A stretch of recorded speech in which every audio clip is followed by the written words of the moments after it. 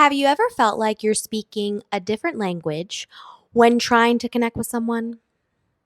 Like there's an invisible wall between you and them. And no matter how hard you try, you just can't seem to reach them. Maybe it's a family member who dismisses your feelings every time you share something important. Maybe it's a friend who always turns every conversation back to themselves. Maybe it's someone you love who simply cannot understand why you're hurt by something they did, no matter how many times you've tried to explain it. You want to connect with these people on a deeper level. You want them to be able to listen to you, to see your perspective, to make you feel safer in their presence. But you can't. They just can't give that to you. They can't get there with you. If this sounds familiar at all, this episode is for you. Hey there, and welcome back to Get In You Are Driving, where I remind you that you are always you are always the driver in your life, and that life is tough, but you are tougher. So, what we're covering today is I want to introduce to you a concept that I've been developing, I developed, and it's called unreachable people and how I basically have created a scale for these type of people. And before you think this is just another way to label and judge others, let me be very clear about this term unreachable people. It's not about writing people off or deciding they're bad. This is about understanding something that I think explains so much of the frustration and loneliness we experience in our relationships, especially today.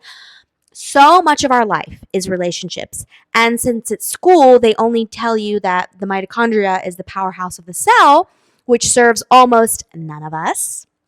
Today, I am hopefully helping you learn and share with you the experiences that I've had about how to navigate very complex things in life. And one of those extremely complex things is relationships with other people. So, this is actually going to be something that I do 2 episodes on because I have so much I want to say about this. And yeah, this is going to be part 1 of a 2-part series. And I'm really excited about these two. So, yeah, first I'm going to explain exactly what I mean when I say someone is unreachable, where this concept came from, what it looks like, and why it happens. Because once you understand what you're dealing with, I think everything will start to make more sense. Second, we're going to talk about why I think this matters more than ever right now. Why are so many people struggling with emotional connection in the first place? Why are terms like emotional intelligence and emotional availability suddenly everywhere? There's something deeper happening in our culture. And to be honest, I just really want to share the insights that I've gathered around all this on this topic. And third, I'm going to give you a framework for recognizing where people fall on what I call the reachability scale that I've created.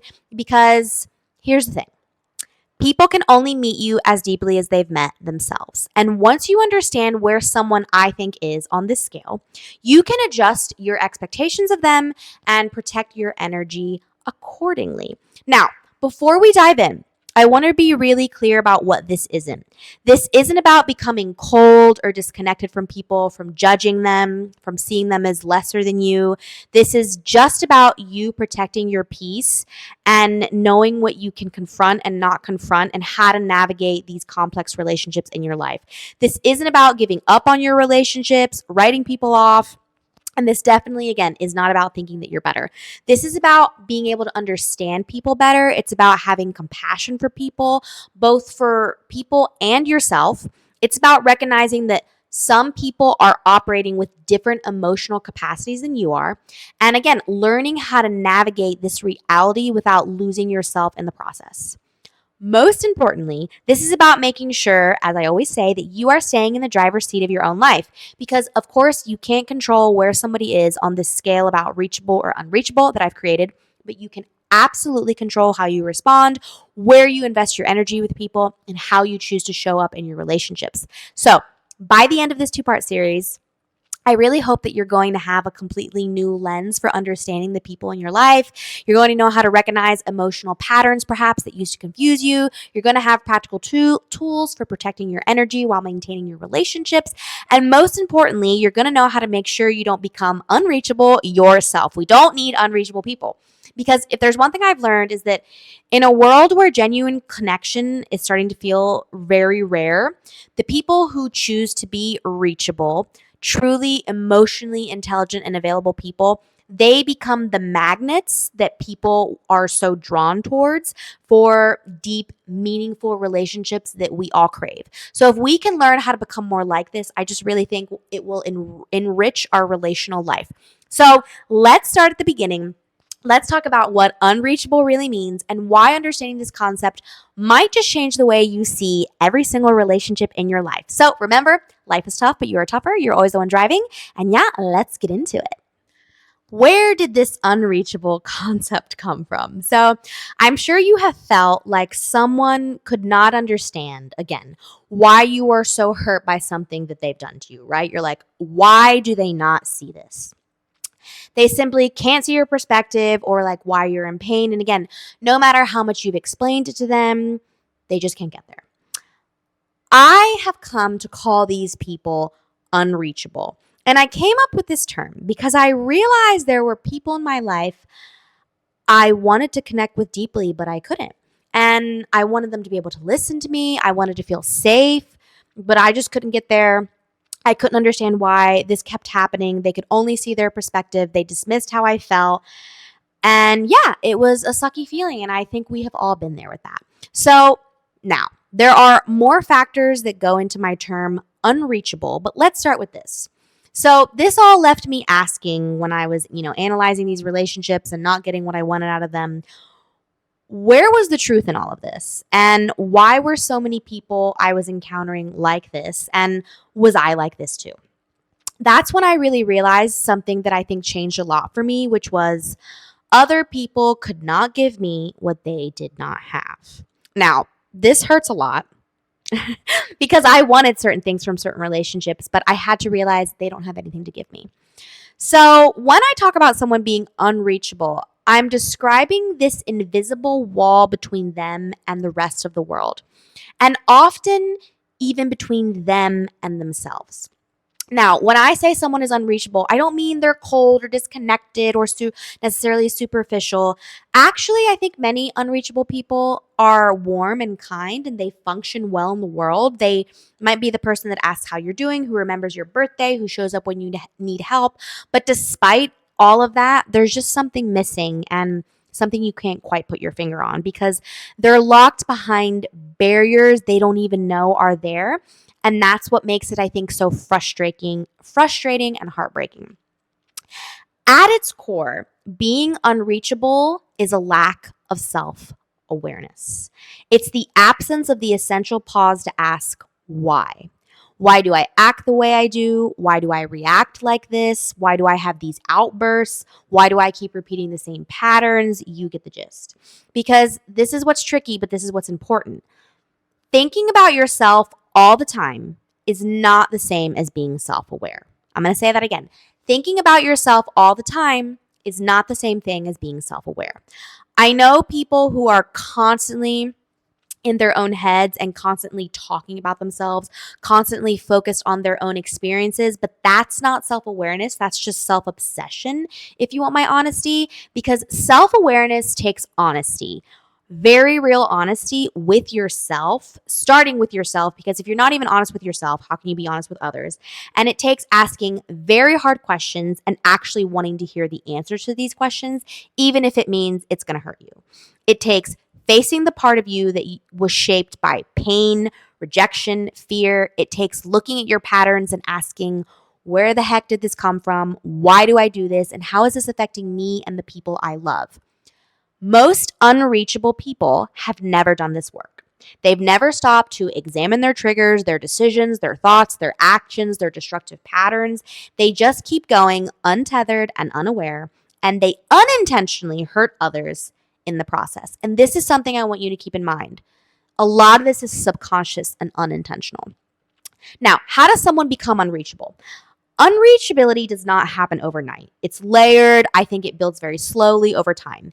It's shaped by life's experiences, trauma, by how other people have treated you, by the kinds of relationships we've witnessed and internalized. And honestly, like everything else, it starts in childhood because childhood teaches us what's normal. we mimic what we see. That becomes the foundation for how we treat others, how we expect to be treated, and how we move through the world. Whether those early lessons were healthy or damaging to us, they were still absorbed. And unless we examine them later, we continue to live from those scripts. Many people never look back. They never realize that their subconscious might be running the show far more than their conscious mind is running the show. If most people around you were also unreachable, right, in your childhood and most people you met, it's easy to become the same without realizing it. You learn that love looks like criticism. You learn that connection means someone always talking about themselves. You learn that conflict means screaming or shutting down. You learn that emotions are dangerous or inconvenient. Everything you've learned that is bad and good, you take it with you and you carry that forward into every relationship that you have. So again, to expand on unreachable, to me, someone who is unreachable is they're not self-aware. They have probably a lot of past that they need to dig into. And they're also someone who is very lost in their own world. The weight of life, the work stress, their relationship issues, the past they've never processed, it all starts to wrap around them like thorns and they become tangled. And again, it's not that they're trying to shut others out. I think they're just maybe in a survival mode. And in this state, they just no longer have anything to give to others, even themselves. Everything just becomes about them. And again, not necessarily out of selfishness, but out of depletion. Though, let's be honest, sometimes this can be pure selfishness as well. When you are unreachable, you are essentially moving through your life unhealed. Your mindset becomes rigid, your attitude becomes defensive, your soul can become disconnected, and I think you slowly lose the ability to see things clearly about yourself, others, and the world. The truth becomes something buried so deep that you forget it's even there. And I think you just stop looking for it altogether when you're unreachable. And again, this absence of reflection, this lack of intentionality begins to rot the roots of everything in your life: relationships, work, money, health, and fulfillment. Now, I want to make it very clear. I think most unreachable people don't know why they do what they do. This is something that I've really noticed because when you ask them why they reacted a certain way, a lot of times they'll just give you very surface level answers. And if you ask them why they keep ending up in the same situations, many times they will blame everyone else and go into victim mode. If you ask them what they really want from life, they'll either not know what to tell you or their definition will sound like it came from someone else. Again, they just haven't really done inner work and they haven't made time to sit with their past, to name their traumas, to question what they were taught about love, trust, worth, just all of it. They haven't asked themselves the hard questions about life, who they are when no one is watching, or what they're afraid of, or again, why they keep hurting people that they claim to love. So, this is why conversations with unreachable people often feel very surface level. This is why you can spend hours talking to them and walk away feeling like you didn't really connect and you actually don't even know what happened. And this is why they can hurt you and then seem genuinely confused about why you're upset. Again, I think a lot of times they're not really operating from a place of conscious choice. They're operating from old programming, old wounds, old fears, old insecurities. And again, until they become aware of this programming in general and examine it and heal from it, they're going to stay right there parked. So they kind of have this wall up that no one can tear down. And I don't want to say they're necessarily broken, but I think they're stuck. And not because they can't break free, but because they won't look in the mirror and ask why. They won't do the quiet, uncomfortable work of healing. And again, over time, this avoidance builds a wall that no one from the outside can really tear down.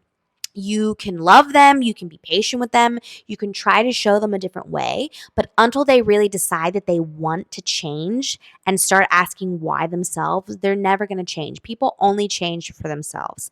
And one of the hardest truths about unreachable people is that you cannot reach them until they decide to be reached.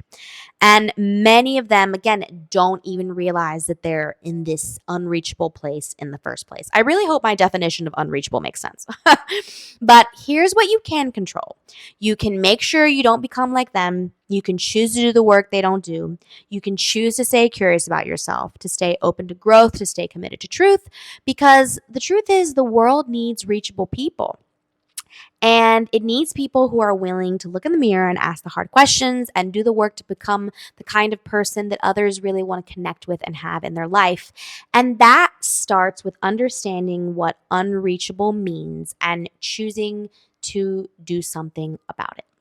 Now, I want to get into why I think this matters more than ever and the cultural aspect in all of this. So, there's two reasons that I actually really started thinking about this whole concept and tried to get my thoughts out clearly on it. The first reason is because I've been observing people for as long as I can remember.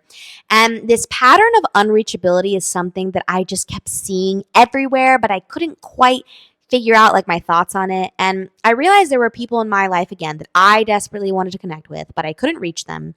And the more I watched other people and how they interacted and communicated, how they handled conflict, the more I started to see this pattern of everybody in my life, not just the people that I wanted to reach. Like, this was quite common. The second reason is, as I was trying to understand why so many people. Oh, sorry, wait, no. I'm sorry. We're going to stick. I want to explain more of reason one, and then I'll get into reason two. Okay, so again, what I was learning here. As I was trying to understand why so many people seem unreachable, I actually came across an amazing podcast episode, and it always fascinates me how when I have this like question that I throw out into the universe, somehow it gets answered very quickly. So I was listening to a podcast with Mel Robbins, who was interviewing Dr. Gabor Mate, and she asked him a question that made me think, as the podcast was about childhood trauma and healing it. And essentially, her question was, why is this happening? Why are we all so traumatized and searching for more in people? And his answer was very simple, and it stuck with me because I had never heard this before. And he said, the environment. And I thought, okay. So he explained how family dynamics and roles have completely changed, and we're seeing the effects of the modern world on people now in ways that we've never seen before. And his definition,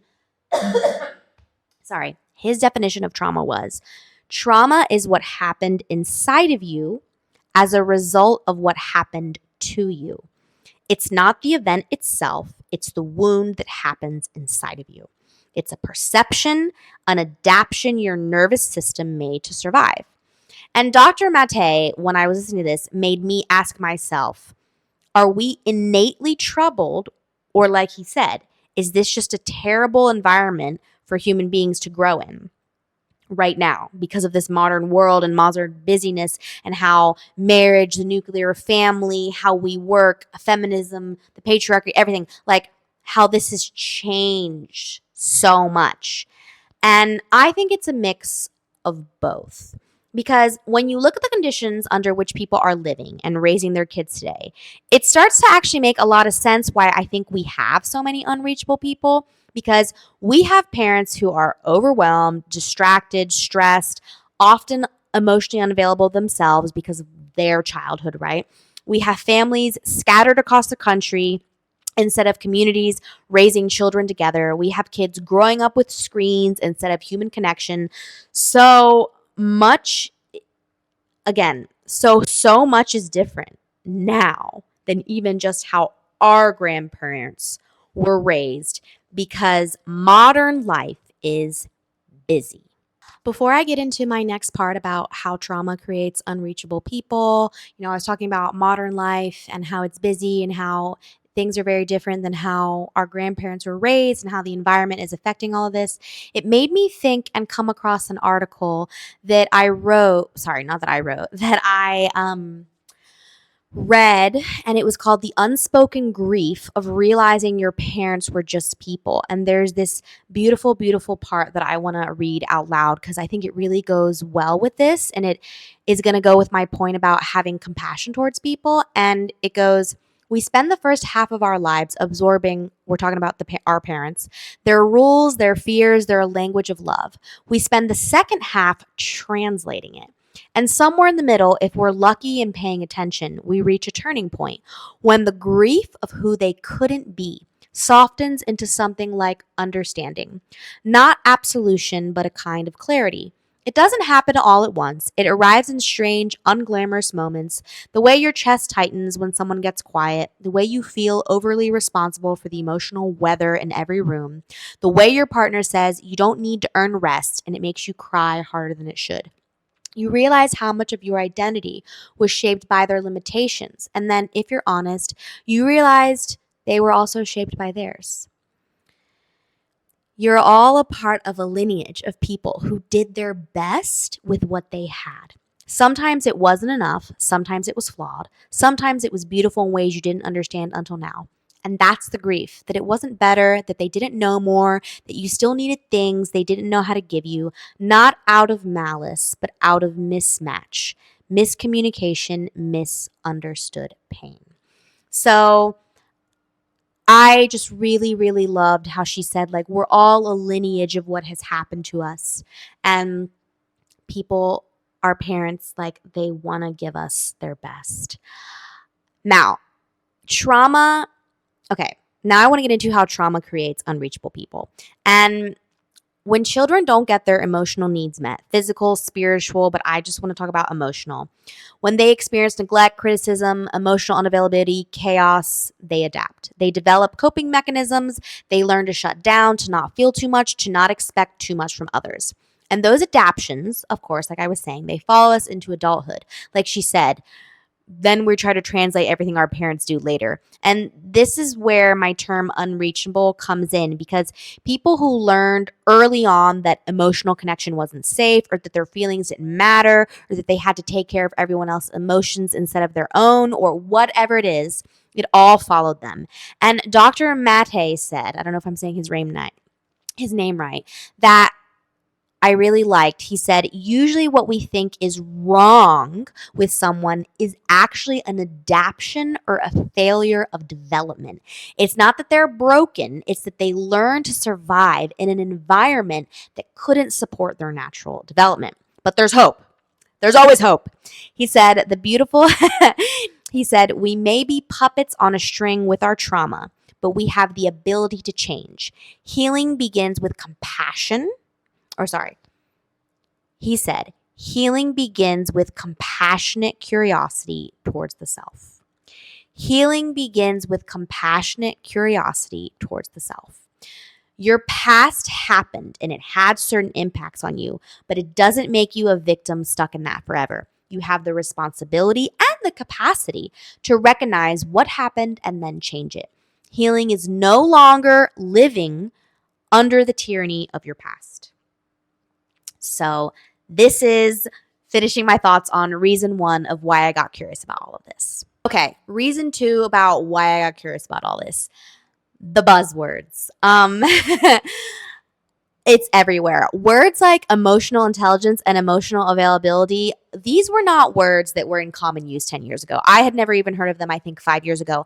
And I kid you not, I was at Pull and Bear the other day here, and there was a shirt that said, I'm emotionally available. I'm going to have to include a picture of it because insane. Like, this is everywhere. We hear this all the time. These are very common phrases that most of us we know what it's saying, right? People are saying this a lot. And people are saying this, that they want these qualities in someone, especially a romantic partner. But this is what I find fascinating. Why are these words so relevant now? Why do people know what they mean, but really probably would struggle defining them? And why do they crave these qualities in others, but often ask themselves if they possess these qualities? I think there's a gap here. And we want these traits in others, right? But we rarely look in the mirror and ask ourselves, am I emotionally intelligent? Am I emotionally available? Or am I asking for something I'm not giving? What emotional intelligence actually means is, I think, I finally have found a definition that makes sense. And it comes from someone who specializes in this area. And I listened to a lot of videos about him and I really liked him. And he said, emotional intelligence is channeling emotions into producing a behavior that you want. You can't turn them off, but you can understand them and then fuel a positive outcome in spite of how you feel. I really like this because I felt it was quite practical. And if you're anything like me, maybe you've wanted your like emotions to turn off sometimes, like they annoy you. But the truth is, like, we do need our emotions, right? We would be robots without them. They're natural. Like, they're going to happen whether we like it or not. And he also said something else that stuck with me, which is our brains are wired to give emotions the upper hand. Everything we experience first passes through the limbic system, the emotional part of the brain, before it even reaches our prefrontal cortex, which is where our rational thinking happens. So we literally feel before we think. We feel before we think. This is how we're built. That's why understanding emotion is step one.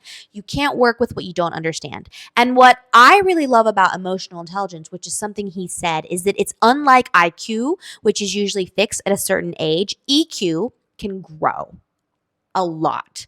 So you can develop it, you can get better, you can become more in tune with it, more self-aware, more present. And I think this is so powerful because, again, whether we like it or not, emotions drive behavior. I know all the philosophers have their theories and they can be interesting, but I do think at the end of the day, we are emotional creatures. And we also, though, can choose to take the wheel on our emotions. Now, the visibility problem with all this. Here's why we haven't been noticing, I think, all this until now, and these buzzwords haven't come up until now. And I think we're still barely getting there. But emotional intelligence isn't something you can flaunt in a first impression, right? You can't casually say, "Hi, my name is Maria, and I'm emotionally grounded and deeply self-aware." But you can say, "I went to Harvard Law and work as a senior partner in New York City." That's impressive. That's flauntable. Emotional intelligence is something we don't really appreciate in the beginning, in those first impressions. It's something we really come to need over time. And when we're not getting it, when we're in a relationship with someone who lacks it, this is really when it becomes very clear that it's absent. Think about it. When you first meet someone, you're going to notice their looks, their job, their accomplishments, their charm, but their emotional intelligence, that only is something that is going to be able to reveal itself in moments of conflict, stress, vulnerability, when shit hits the fan. And it shows up when someone disappoints you and you need them to understand why you're hurt, when you're going through something difficult and you want them to listen, right? It shows up when you're having conflict. And most people only know us as tourists. I took this from Bad Bunny's song, "Go solo me conoces como turista," or like however it goes. And I was like, I really like this idea. And again, most people only know us as tourists and they only are able to see these surface level things about us. They don't know what's going on inside, who we are, what we value, right? Like they can't see that. And no one can help that, right? Like we're all visual creatures, right? Like this is why it takes time to get to know people. And as a world, as a culture, we value beauty, status, jobs, cars, degrees, right? Like these things have meaning. But if you strip these things away from someone, you take all those things away, who are they? Like, who are they? This is why so many people, I think, end up in relationships or friendships where they feel unseen and unheard because we're attracted to all these flashy, materialistic, superficial things, status, whatever, but we actually stay around because we want someone to love us and have emotional intelligence, right? We fall for the impressive resume, but we need the person who can actually meet us in our humanity. So I will leave you with this. We all say we want someone who listens, who's patient, who puts us first, who's honest and compassionate, who cares about how their actions affect our feelings, who can admit they're wrong, who's humble. But how many of us are this person in return? Like, truly, are you this person in return? This can be really painful to admit in here, but these are hard truths. And I think hard truths are meant to be sat with. But when we grow in this area, when we become reachable, I really believe that we foster very deep connections with ourselves and with others. And we're able to hold people in their brokenness and in their beauty. We can meet them where they are, not where we wish they would be. And I think that this is why understanding what makes someone unreachable, in my opinion, matters more than ever. Because in a world that really is increasingly becoming disconnected, The people who choose to do the work, the people who choose to become reachable and be more in tune with themselves, they really are very magnetic people. And that's what we're all looking for, right? Not more surface level interactions, but genuine connection with people who can actually see us, hear us, and meet us where we are. All right, I now want to get into my unreachable scale and figuring out where people stand. Excuse me. So, the 1 to 10 scale of reachability.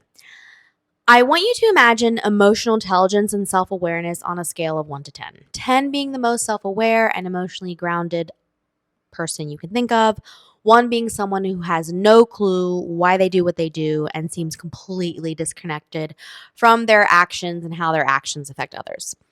I think most people don't even know where they are on this scale because our culture, again, I think puts zero emphasis on emotional intelligence. Yes, people are throwing these buzzwords out, but nobody's actually developing with this. Again, we're taught to value different things: grades, achievements, appearances, success, money.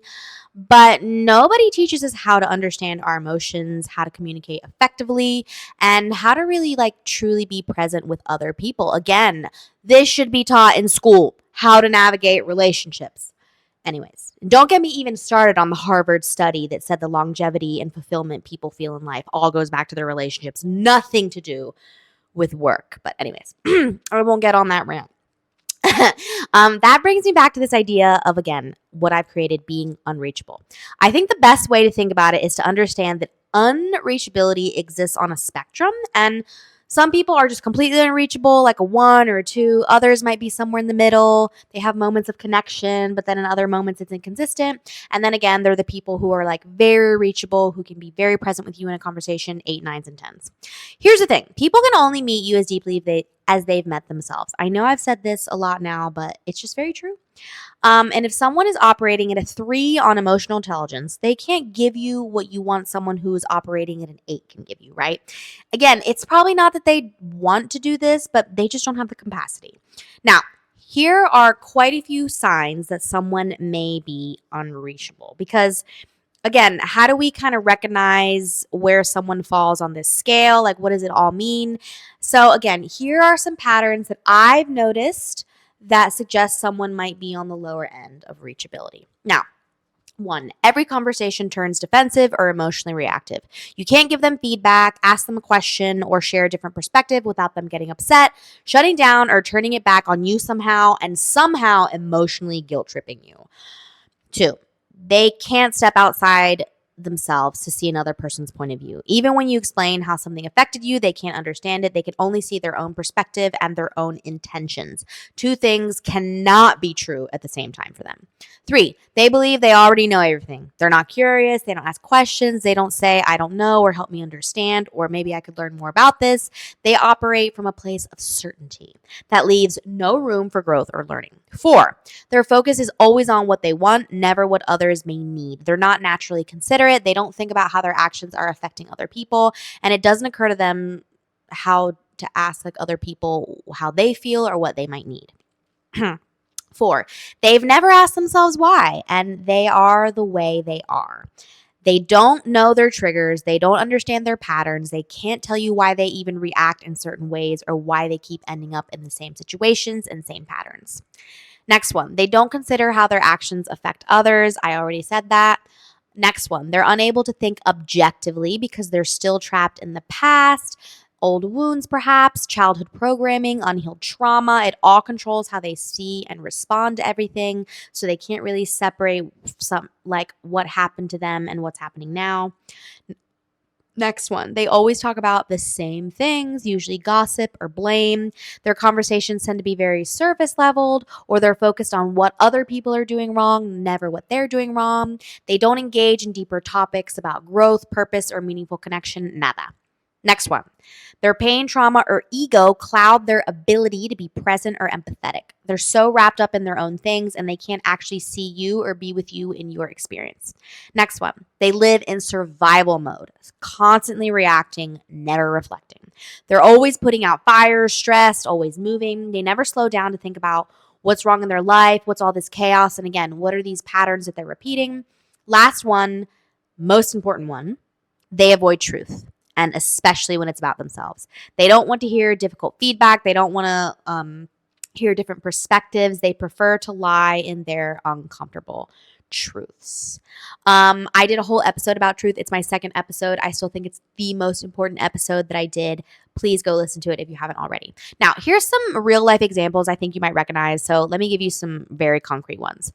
The conversation hijacker. This is someone who always turns discussions back to themselves. You say, I had a really hard day, and they immediately respond with, well, that reminds me of when I had a hard day, yada, yada, you. They're not doing this probably to be mean. They genuinely think this is how you connect with people. But again, they can't actually sit with your experience without making it their own. 2, we have the defensive reactor. Every piece of feedback triggers an emotional outburst or blame shifting. You say, when you interrupted me earlier, it made me feel unheard. And they'll explode with, well, you weren't getting to the point, or you always criticize me. They can't hear feedback because they're just too busy defending themselves all the time. They've never done anything wrong. Then we have the emotional vampire. This is the person that never asks how you're doing, but they always need to vent to you. They use you as their therapist, but they never reciprocate this. They call you when they're in crisis, but then they disappear when you need support. Another real life example is someone I call the advice resistant. They complain about the same problems to you on end repeatedly and repeatedly, but then they shoot you down when you try to give them a solution. They want sympathy, not solutions, but they won't admit that. Again, they're probably stuck in some sort of victim mode and would rather complain than take action. So here's what's important to understand. People exist at different levels of this reachability scale I've created, and those levels can change. Someone might be at a 7 most of the time, but then drop to a 3 when they're stressed or triggered. This is probably normal, right? We all have our bad days. Or someone else who might generally operate at a 4 have moments where they can rise to a 6. The key is learning to recognize where someone is at any given moment and adjusting your expectations accordingly. You need to watch people like a hawk. It's said all the time, watch people's actions, don't believe what they say. For the love of God, please do that. This doesn't mean you need to accept bad behavior. It means that you need to understand what you're working with people so that you can protect your energy and engage wisely with people. And I think a core truth that, again, changed everything for me, and I know I've said it, but I'm going to say it again. People can only meet you as deeply as they've met themselves. Stop expecting more from someone who doesn't even meet themselves deeply. If you're operating at an 8 and they're operating at a 3, there is going to be a gap. And that gap isn't your fault. And it's really not something you can fix. But you can choose how to respond to these people. You can choose where to invest your energy and time. You can choose on focusing on yourself and becoming a reachable version of yourself. And you can focus on changing yourself while remembering you can't change other people. People only change because they want to change for themselves. So that brings me to my conclusion for now, because I want to get into the rest of everything in part 2. Hopefully by now you can understand what makes someone unreachable, how to recognize where people stand on this scale. But the big question remains, what do you actually do about it? How do you navigate these relationships with people without losing yourself? And most importantly, how do you make sure you don't become unreachable as well? Again, we're going to get into all of this in part 2 because I think understanding everything I said today is just the beginning. So hopefully it can be a lot of food for thought for you, and you can see a lot more people from a compassionate lens. You can think about maybe where they fall on this scale. Who is unreachable? Are you unreachable? I think there's a lot I've left you with to think about here. And again, I have so many thoughts on this, and I just felt like this would turn into 2 hours plus if I made it all one. So even for myself, I kind of wanted to break it up. So I hope I see you in the next episode. Thank you so much for being here. And remember, you are always the one driving. You just have to have the courage to get back in the car and drive every day.